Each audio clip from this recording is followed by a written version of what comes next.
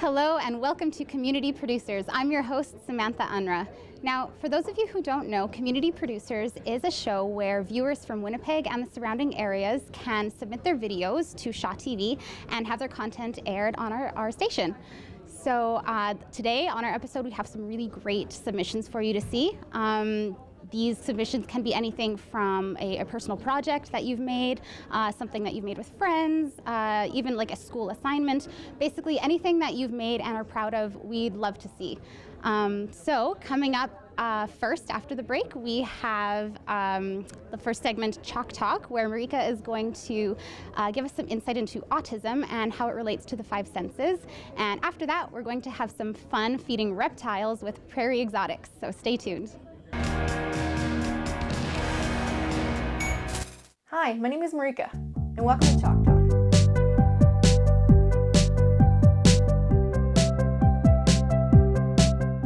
Today, I'll be talking to you guys about autism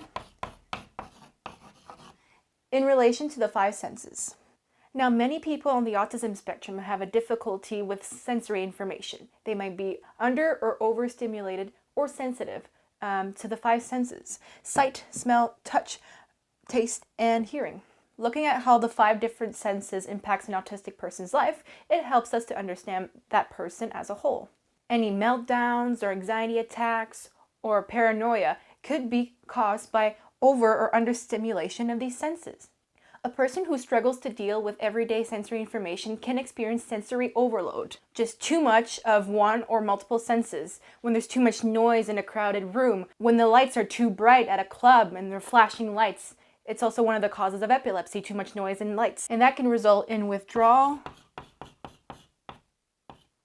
challenging behavior, and or meltdowns. So it's very important not to judge a person with autism who might be experiencing a sensory overload. Now, if you find yourself in the company of a person who's having a meltdown or any of these symptoms, there's some things you can do to help. There's three things that you really need to remember. 1, be aware. Look at the environment to see if it's creating any difficulties. Can you change anything? 2, be creative. Think of some positive sensory experiences that you can replace. And 3, be prepared. Just tell the person in advance if there's going to be any loud noises, flashing lights, anything that might cause a sensory overload. Different people had different ways to cope or deal with the sensory overload. For example, someone who's oversensitive to sound might really like the water. I know my brother does. So going underwater has the added weight that calms the person down, just like a heavy blanket helps you calm down and fall asleep at night. Also, we all know that underwater, there's almost no sound. So it's just really that calming feeling. Time is suspended in that moment. Or just noise-canceling headphones. That works too. And that was it for today's Chalk Talk. Thank you so much for watching, listening. And be sure to comment your suggestions on what I should talk about in my next video using the hashtag Chalk Talk. Let's keep the conversation going.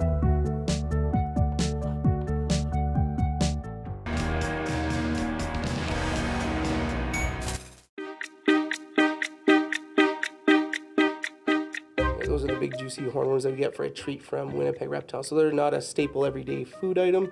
They're something we do usually once every week or two as a snack. And you can see by the reaction here that the bearded dragons actually love these guys. How many of them will they eat? Because they're $1 each, we will usually do 2, maybe 3 per animal as the treat there. So the one on the left is Blaze and the one on the right was George. That's a Chinese water dragon. They down them pretty quick. This is one of our frill dragons. That was Henry. He uses his tongue to grab it and pull it into his mouth. Oh, George gets the second one.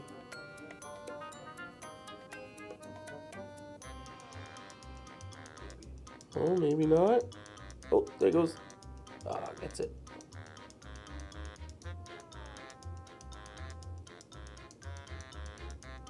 Licks his lips clean, gets all the goo off. Look at that smile, so happy. Jobin's a little more on the lazy side. He's like, put it in my mouth.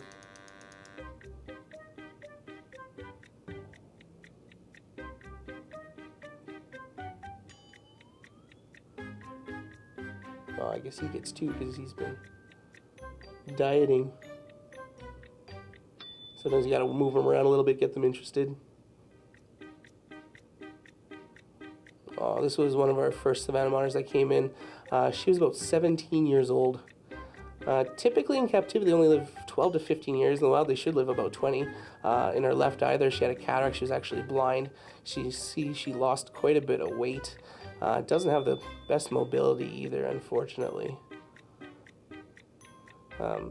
She got to the point where she wasn't digesting so well, and she was so lazy she had spiders making cobwebs on her, so unfortunately we took her for some fun outside in the sun, and then she went for a last visit to the vet.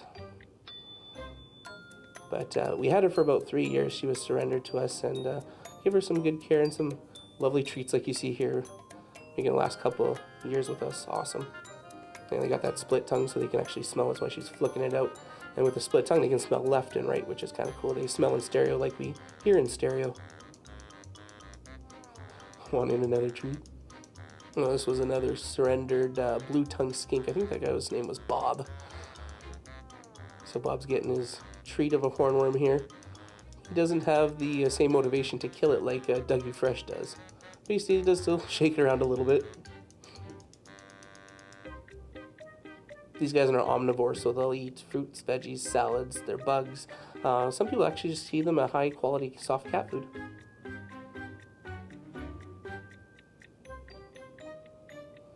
These guys like to burrow, so we keep them on the aspen shavings like that. It allows them to burrow underneath, you can tell, because they got a long, slender body with short little legs. Lizards like that are typically ones that spend a lot of time under the ground.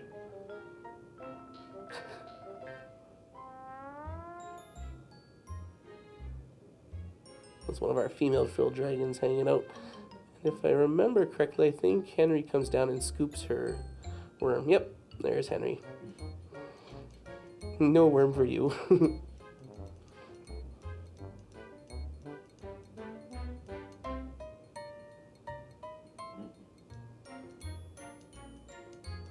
So this was actually my first snake. His name is Neil. Neil's a ball python I got from Winnipeg Reptiles. Came in just little 6 inches. So they smell with their tongue, and that's how he uses to smell the mousey scent. I'm moving around to get him to notice it. And he's got heat pits along his lips, so I've warmed the mouse up. He can sense the warmth, and then he hits it around the head, wraps around coils, and then because we feed everything on what's called frozen thawed, it's already dead, he realizes that it's not breathing, and he just eats it back without even chewing, works it all the way in, digests, and he's good for another week. This was, I think, little Turbo getting a pinky mouse, so it's a baby mouse that we feed them once, usually a month, as a snack, just to help give them a little bit of boost of fat. Again, a frozen thawed. We don't feed anything as far as mice and rats that go live. They're all frozen thawed, same with our chicks.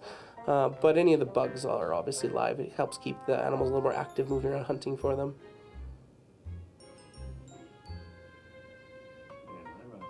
Yeah, what these guys also do sometimes if they don't want to eat it whole, if it's maybe a little too big, is they actually tear it apart using those talons. They'll rip and claw, and here it looks like they might have a bit of a fight over it.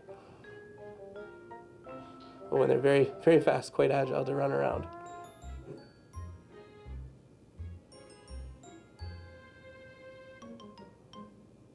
Welcome back to Community Producers. I'm Samantha Unrau. Now, technology is all around us. It is constantly changing and evolving, and we are constantly coming up with new ways of implementing it into our daily lives. Now, it can be a little bit overwhelming, but these changes can help us make certain tasks more efficient, faster, and easier. And places like hospitals, offices, workplaces, and schools rely very heavily on this evolution of technology. Now, if you're anything like me, it can be a little bit hard to feel like you're keeping up with the times, or learning how to use new programs and new devices. So it's great that we have experts out there who can make videos and tutorials to help us better understand technology and its uses and its importance in certain aspects of our life. So coming up after the break, we have 2 very interesting segments for you. The first is digital education, where in this episode, the game Minecraft is being used in the school classroom to help get students more involved. And after that, we have a great segment called Control-Alt-Delete, where we are going to be given some awesome computer tips. So stay tuned.